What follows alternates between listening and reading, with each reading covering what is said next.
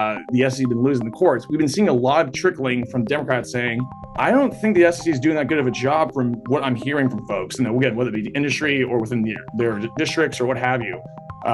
And this is potentially a referendum both on the SEC and how they're operating in crypto, but also a referendum on one single person, which is Gensler himself. So I think it's, these are a lot of dynamics in play here.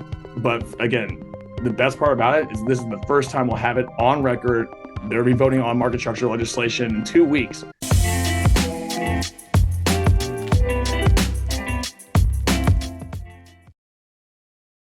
This content is brought to you by Uphold, which is one of the top crypto platforms out there, which allows you to easily buy, sell, trade Bitcoin and the top altcoins in the market. Uphold lists 260 plus cryptocurrencies. They also allow you to trade precious metals such as gold, silver, palladium, and platinum. I've been a user of Uphold since 2018, so I can vouch for this platform. They have full transparency reports, and they don't commingle or lend out your funds. They also have a great product called Vault, which is an assisted self-custody product. Vault allows you to maintain custody of your funds, and the keys are split. So Uphold holds one and you hold two.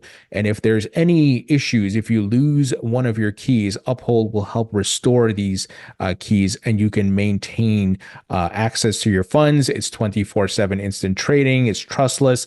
So this is a great feature that can give you peace of mind where you don't have to worry about if you lose your private keys and much more. So if you'd like to learn more about Uphold, please visit the link in the description. Welcome to the Thinking Crypto podcast, your home for cryptocurrency news and interviews. I'm your host, Tony Edward, and with me today is Ron Hammond of the Blockchain Association. Ron is the Director of Government Relations.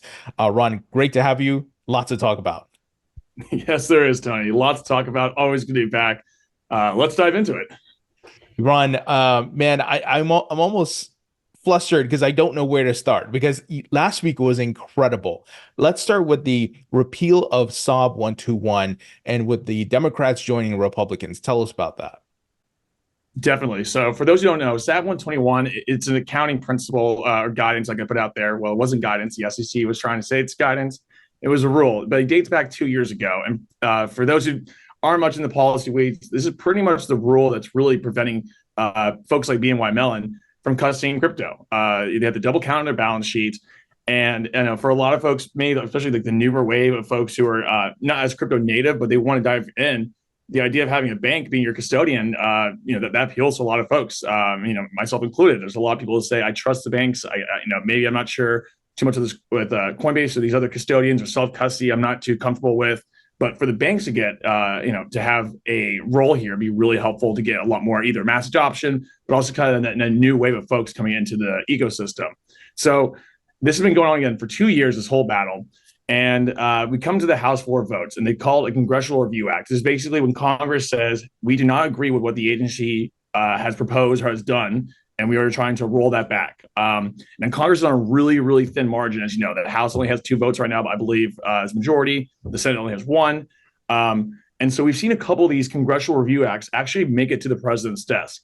It's unclear for SAB 121 if that's going to be the case for this one, but it will go to a vote in the Senate this week. But what happened, to your point, last week was a major, major development because SAB 121 got 21 Democrats to go against a Joe Biden veto threat.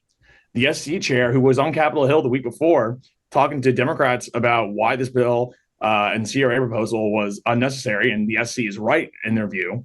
And we saw an outright rejection for, again, a lot of new faces on the Democrat side join the Republicans and pushing back on this. And again, I will stress, this is an issue that both the banks and crypto agree on. So there's a lot of forces at play here, both from the advocacy and lobbying side. But also, there is the anti-Gensler sentiment that I think can't be ignored. And I think we're going to see a lot of that play out in the next couple of weeks with all these other crypto bills we'll go into later on getting a vote. But it's really important to highlight that there's a lot of factors here at play. But 21 Democrats who took a tough vote, again, they could have voted all no on this. And politically, it probably would not have affected them too much. But this is a major development where 21 publicly went on record against Gary Gensler. And I can confirm there are several others who wanted to support SAB 121, the House side, But the optics politically of going against Joe Biden in a presidential election year when he's against the ropes in these polls, they did not think it was wise to do that politically. So I want to stress there are several others out there that would probably vote for it if it was not a again a CRA, if it was just a standard bill. But a CRA pretty much forces Congress to move. Hence why we're going to see that Senate vote sometime this week, likely. Wow. And Ron, do you know that letter that was sent saying Joe Biden would veto this if it made it up to his desk? Was that Elizabeth Warren? Because it doesn't seem like that's Joe Biden.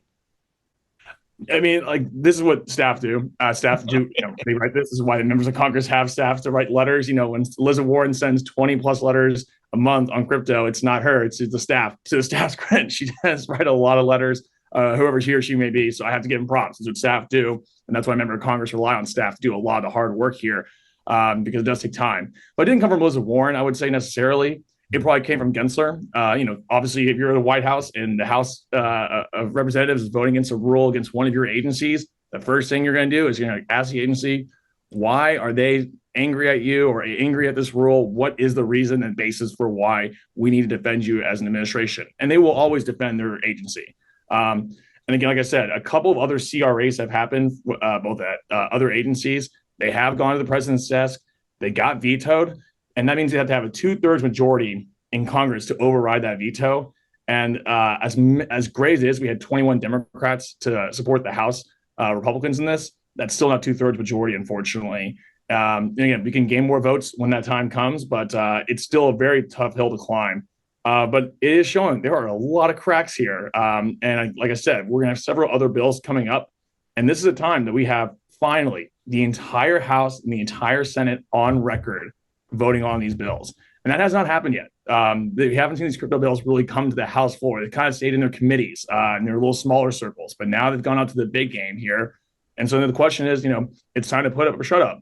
Are you going to be for a regulatory framework for regulating crypto and protecting consumers, or is the status quo good enough for you? And I think that's what we're seeing right now. And the Democrats' arguments, especially from the Gensler and the SEC side, is that they're losing this argument and it's becoming a political risk. Absolutely. And I've been saying recently that even if Biden was to veto this, this is a huge win to make it out of the House, go to the Senate, all the optics. It changes the narrative that Elizabeth Warren and Gary Gensler are trying to paint. And a lot of it is optics, right? They go out and they put out these statements, they send the letters. So the fact that you have Democrats joining Republicans to repeal this is amazing. Now, you said it's going to vote in the Senate. How is the Senate looking? Are we seeing some Democrats or co-sponsors there? We are seeing some Democrat support likely from like some of the key names you probably have heard before, like Senator Jill Brand from New York will likely have her support on SAB 121 CRA, because we did see her include similar provision in that stablecoin proposal with Senator Lummis a few weeks ago. So she's on record already for rolling this back. So I'm sure we'll have her. I'm sure we'll have a majority, if not all, the Republicans. Again, this is kind of where the politics, where a lot of folks can sometimes say, hey, I don't deal with banking issues, but if the Republicans are for it and I'm a Republican, then I'm already joining my team. And again, that really binary breakdown, that's called pretty much politics as it is. And so when someone says, I'm going to go against my own party on this issue, A, they have to have good reasoning, B, educated enough to explain why they're going against their own party, and then C, understand there's political risk of that, especially with an election year. So we'll see how it does in the Senate. Again, I don't expect we'll see as much Democrat support, nowhere near probably the 2/3 majority we need to get that CRA through. But I will lastly say we were surprised by the vote count in the House. I mean, we were expecting anywhere from like 8 to 15 Democrats. Even the members of Congress who were telling us the day before that they were singing 14, 15 Democrats. 21's a lot. And so that's a lot more than they were expecting. And that's good. And I think that's a really good momentum builder for what's going to be coming down the pipeline pretty soon for Congress, especially in the House. Now, who was the leader of the Democrats that kind of rallied the troops here? Is there any names you want to call out? So, I mentioned these committees. Again, like these are committees, they move up to the general House floor. So what usually happens is that you always defer to your committee lead. And so for the Democrats, that's Maxine Waters for the House and Sherrod Brown for the Senate. And so this is where the age factor comes into play, because especially on the Democrat side, they have rules in their committees versus the Republicans have a little different rules. But for the Democrats, is that once you're chair, you can stay there as long as your tenure as you want to. As long as you're elected, that's pretty much your spot to keep. So these are really coveted positions. People work their entire career to get to this point. And again, when I say they work their entire career, that usually means they're older. And that's what we kind of see. Again, this is Democrats and Republicans, but chairs are older. And we just know that crypto is not a partisan issue, but it definitely breaks down along the lines of age. And so when Democrats are deferring to the top leadership, that leadership is older, we're going to see likely a negative view. And again, that does mirror on the Republican side for those who not maybe as well crypto averse on these issues in particular. So for a lot of Democrats who say, hey, I don't know crypto, or maybe I'm just not exposed to it that much, I'm going to follow my party. I'm going to follow Maxine Waters here. I'm going to follow Chair Gensler's view. But that's where we kind of seen the grassroots, but also just like how the SEC has been losing the courts. We've been seeing a lot of trickling from Democrats saying, I don't think the SEC is doing that good of a job from what I'm hearing from folks. And again, whether it be the industry or within their districts or what have you. And this is potentially a referendum both on the SEC and how they're operating in crypto, but also a referendum on one single person, which is Gensler himself. So I think it's, these are a lot of dynamics in play here. But again, the best part about it is this is the first time we'll have it on record. They'll be voting on market structure legislation in 2 weeks. And this is going to be really good to have just as a record saying, all right, it's time to see who puts up with actually moving forward with a crypto regulatory framework and who's all talk, which is going to be really exciting to see. Yeah, absolutely. To your point, as soon as I saw that number of 21 Democrats, I'm like, okay, this gives me hope for that FIT bill, that we could have some momentum. We could strike while the iron's hot, go off of the SAB 121 repeal. So tell us about the FIT bill vote that's coming up. And are you anticipating, some of these Democrats, some of the 21 or all of them will support this?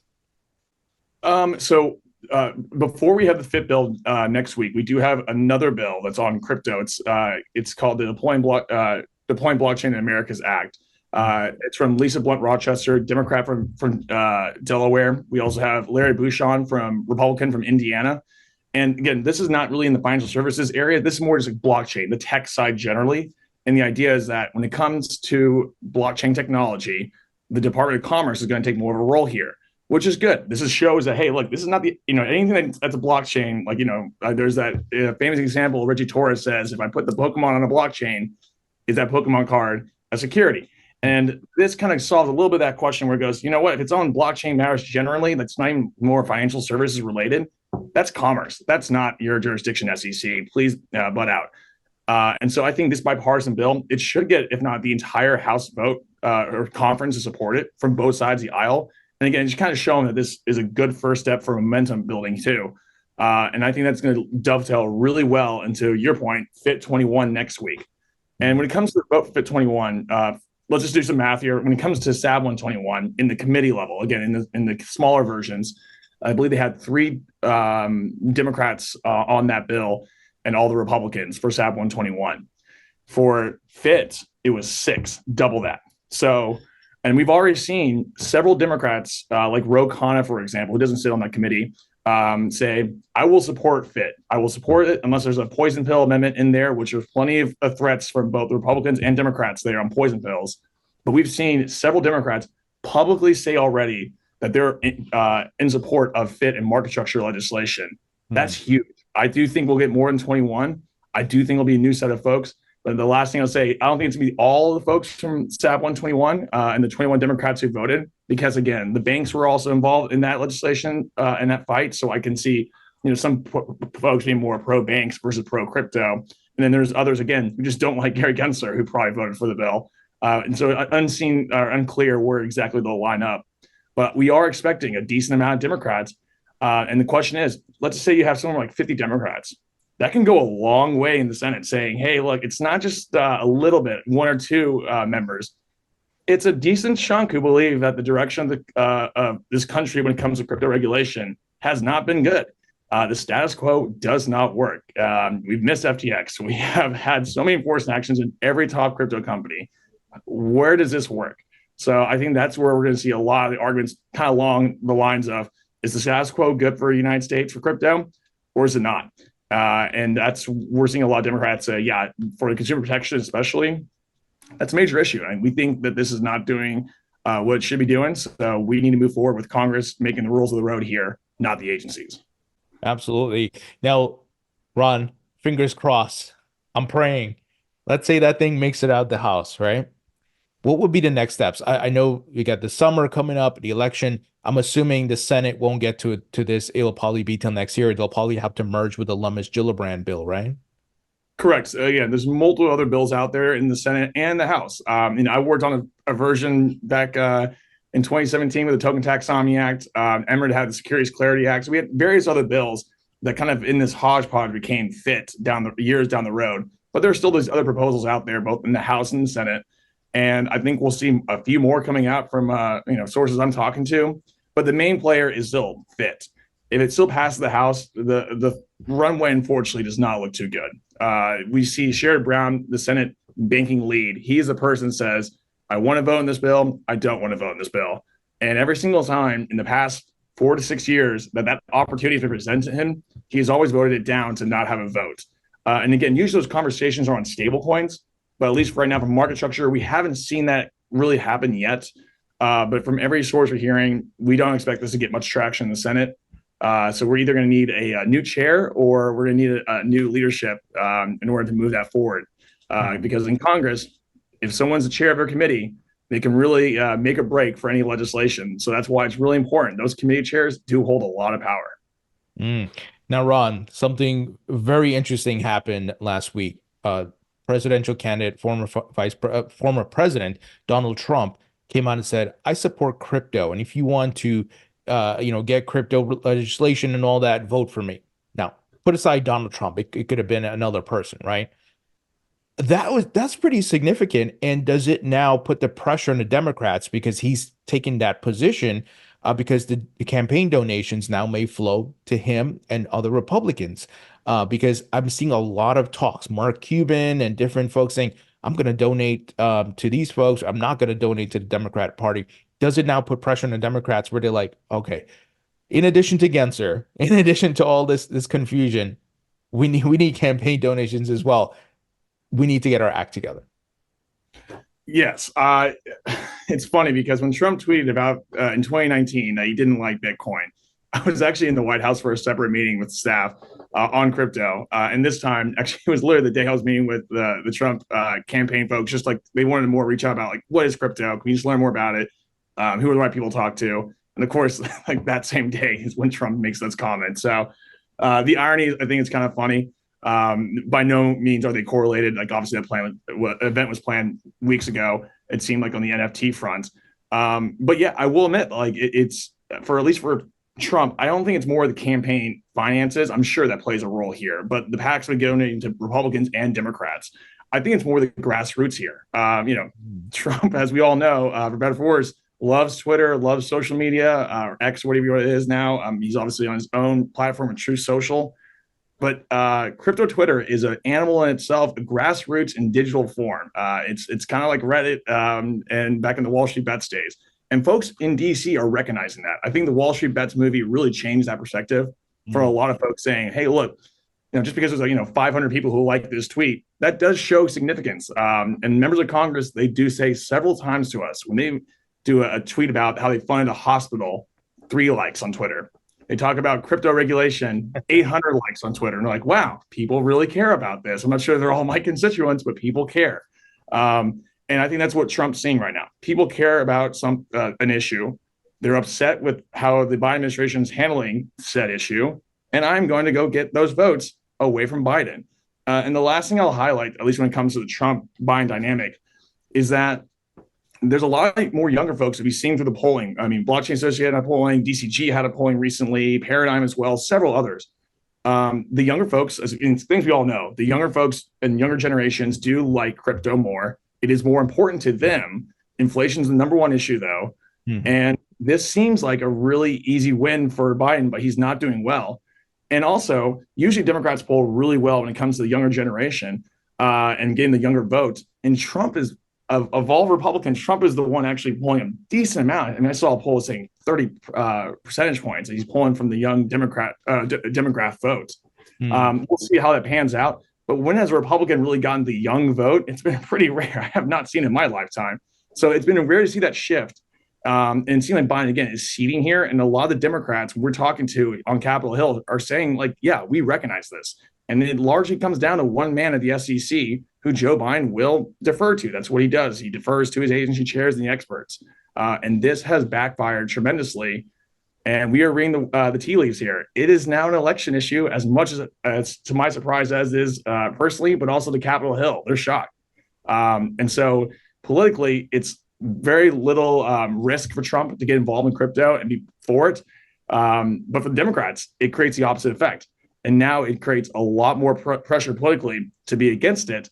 And so that's why those who go against the Biden administration, against Gensler, that's a tough vote, and that needs to be celebrated because these people are really jumping out on a limb here. And that is really important to highlight that these folks are taking the tougher vote of all the situation here, and we should celebrate that. Absolutely. Yeah, Ron, it's fascinating. Do you think there's any chance or hope that, and once again, I'm not trying to endorse Biden for the listeners and the viewers, but that Biden will flip here, given that, these numbers are looking bad for the Democrats? It was always part of the plan, I would say, at least when it comes to folks in DC on the advocacy sides. Look, Gensler is running unchecked here. And the way that we can get him unchecked is that we got to get to his boss to pretty much tell him, clamp it down. There's no one in the SEC who's going to tell the chair to clamp it down that he's going to listen to. It is his boss. That is Joe Biden. And I think that conversation might be happening down the road if this continues and this momentum builds where, again, the House is going to be teeing up all these votes. We're going to have folks on the record. And it'll become a lot more apparent in the mainstream. Folks outside crypto Twitter are going to probably say, why are we taking this stand? What politically are we here to gain? You might be saying you're cracking down on frauds and scams. We have the industry saying different, but the numbers don't lie in the polling, and we're losing on this issue and massively. And there is one person to blame, and that is now affecting a lot of folks in other races in Congress, but also the presidential debate or a presidential election potentially. And that has huge implications. So if that conversation happens, hey, Gensler, Robinhood, Coinbase, Kraken, like, what are you doing? You're going way too far out here. You got to bring it back here. Will he heed his warnings? Unclear, probably unlikely, but that's how it works. I mean, that's how, political pressure does work. And it has to get from the president and his team to tell Gensler to take it easy when it comes to enforcement actions. I don't see that being successful, but those conversations will probably happen soon. Now, speaking of Gensler, I think the last time we spoke, we had discussed he would be coming in before the House at some point. Is that happening this month or next month? So from sources I was talking to, given the SAB 121 and these other votes happening, he has been on the Hill.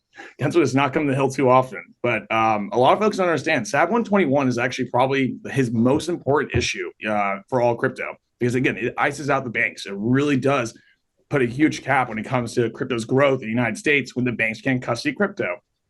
And so he was personally on the Hill meeting with folks on the Republican side. He met with Republicans. To his credit, he met with a lot of Democrats allegedly. And we saw the vote pan out. 21 Democrats still went against him. And so usually, though, what happens is that when his chair or agency head comes to the Hill, that's usually a sign meaning that they'll probably be front of testifying a couple more months down the road. Just for sake of, hey, you were just here. We understand private setting versus public setting, but we understand you're a busy man. So I think just based off him being on the Hill recently, and my experience being a Hill staffer, I'd probably say it's going to be more towards the July timeframe now, probably September. Again, Congress is gone in August, back in their districts. So I'd say probably September or July, which is fine because when it comes to the other agency heads, we have those in front of Congress this week. It's a busy week in crypto. We have the FDIC, OCC, NCUA, and the Fed. There's a big FDIC sexual harassment scandal going on. I think it's going to take up most of the time in the House and the Senate. But on Wednesday and Thursday, we could see definitely some crypto questions because the OCC hasn't been the best on crypto. Definitely not the FDIC. Remember the whole Silicon Valley Bank and a lot of folks having issues getting access to bank accounts, and the Fed issuing the statement about a month before discouraging banks from dealing with crypto companies. So there are plenty of issues here. I just think, unfortunately, with politics, the FDIC scandal is ripe for Republicans. It's a tough issue for Democrats to defend on. And also the banks are heavily involved because there's a big push on capital standards internationally and at the FDIC. So I think we're going to have a little bit of that. But for hearings, that's going to be a major hearing this week. I think we'll see Gensler probably in a couple more months now. Mm. Now, final item here. The Ethereum spot ETF deadline is coming up this month, the 23rd. A lot of folks are not optimistic about this. They're not hearing much from the SEC. But I'm curious, let's say the SEC denies and, they continue the same old. Are we going to see a bunch of lawsuits coming the SEC's way and probably from the big issuers like BlackRock, Fidelity, ARK, and so forth? It's not just Grayscale anymore. I can't speak to in terms of legal strategy. I'm sure we will see lawsuits. I mean, that's how we got the Bitcoin ETF. We have to have a lawsuit that took several years and several millions of dollars to get the Bitcoin ETF, and we had to wait till the last week possible for the SEC to move forward, even on that. And so I think we'll see probably a similar strategy deployed if we reach that point. The 23rd is likely, at least how it tees up right now, that's likely when the House is going to be voting on FIT. The very bill that can help solve that question is Ethereum a commodity or security? So I think, I don't think that's, happen chance by any means. I think that's, Congress does time votes like that. So I think this is to send a message to the SEC, but also at the same time, it's, it likely will not have any approval whatsoever. Again, from all conversation I'm hearing on the ETF front. So I'm sure this will be just another reason to say, hey, we should have Congress take the lead here, but B, it shows why the SEC and the view of Congress has been really inhibiting this industry, and they're losing ground fast. Ron, I'm probably going to have you on bet next week and the week after it. All these things are coming up. But yeah, always great information. I mean, there's also like conferences happening this week. There's a bunch of happy hours. So yeah, it's going to be a lot. So I'll be around and looking forward to catching up because I'm sure there'll be a lot more drama in the next couple of days. Yeah, for sure. Thank you so much, Ron. Anytime. Thanks, Tony. Appreciate it.